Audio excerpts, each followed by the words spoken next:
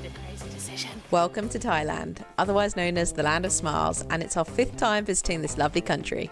This time we're searching for the best beaches and of course eating lots of Thai food.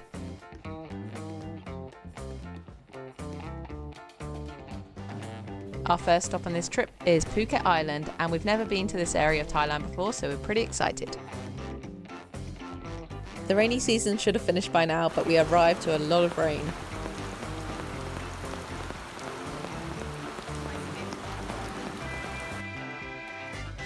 We weren't too impressed with Phuket's beaches. The sand just wasn't white and the sea wasn't very clear. The weather obviously didn't help, but it's the same issue we've had on many Thai islands, so we're hoping after Phuket we finally find the dreamy beach we've been hoping for.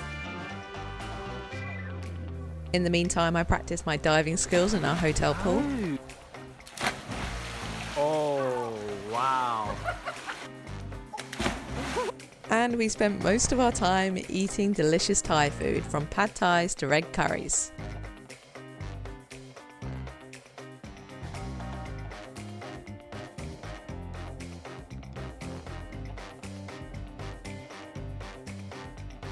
After a week on Phuket, we caught a boat to Phi Phi Island, which is a place we've been dreaming of visiting for years, but the accommodation is pretty steep here. Luckily, we managed to find one affordable place, so we booked in there for 5 nights. Is that as fast as you can go? We knew the island would be busy and touristy as it's such a small space, just that little nook in between the 2 beaches there. And the rest of the island is just jungle and limestone peaks.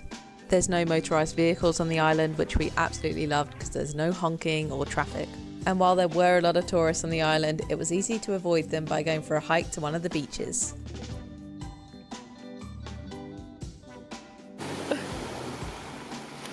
Looks like you're drowning. It was raining most days and we were waiting for the perfect opportunity to go to Phi Phi Island.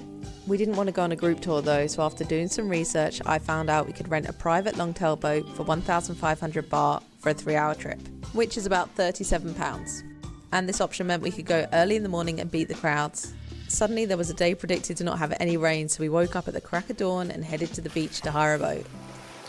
I made a crazy decision. So at 6:30 we found a boatman and waited for him to fill up his boat with some petrol before we headed off.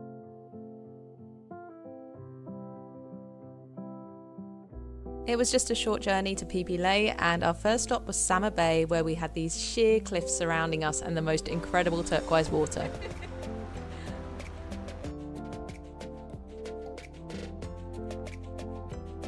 Just around the corner, we were dropped off to do a short walk to Maya Bay, which is probably the most famous beach in the world, because it featured in the movie The Beach with Leonardo DiCaprio. This place became so popular that they had to close it for 2 years to try and help the ecosystem recover. Now that it's reopened, there's a limit on how many people can visit per day, so you're not allowed to swim in the sea here, but you can dip your feet in the water. And this beach was just as beautiful as we expected, even without the sun shining. We had an hour at the beach, but I would have loved to have spent all day there. But we continued on our boat trip, and our next stop was Phi Bay, which was this insanely beautiful lagoon surrounded by these sheer limestone peaks. And we stopped here for a while so we could have some fun and jump off the boat. You let us know, okay. Ready? Okay.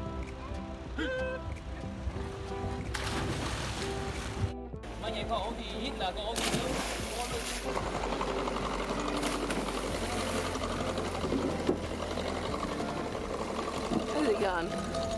There he is.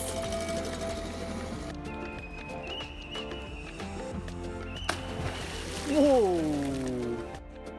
After the lovely boat trip, we had a few sunny days on Phi Phi Island before it was time for us to leave and head to Onang on the mainland. Sadly, we both got food poisoning, so it was a bit of a rough journey there.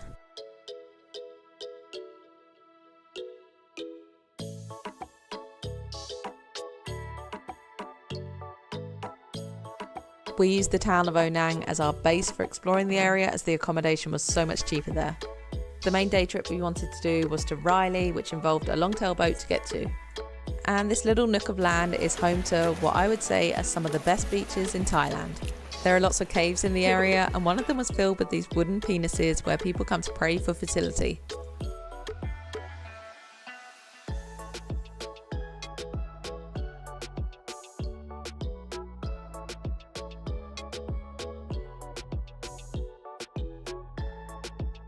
I think it's pretty safe to say that we have finally found the best beaches in Thailand.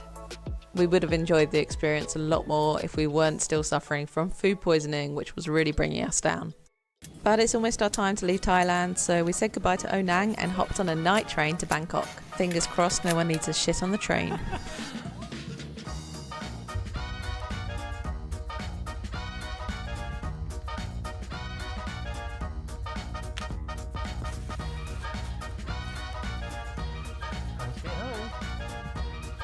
When we arrived in Bangkok, we grabbed a tuk-tuk and headed to Koh San Road area, and the driver was an absolute maniac. He was racing a friend and we were all in hysterics as we swerved around the corners.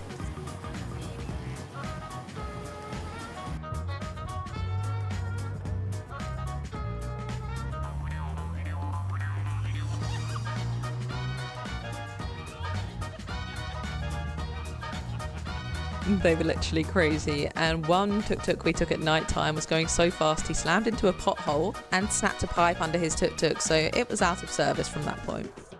Our time in Thailand is up, and it's kind of ironic that we came here for the food and ended up getting food poisoning and just eating plain rice and bananas for most of the trip.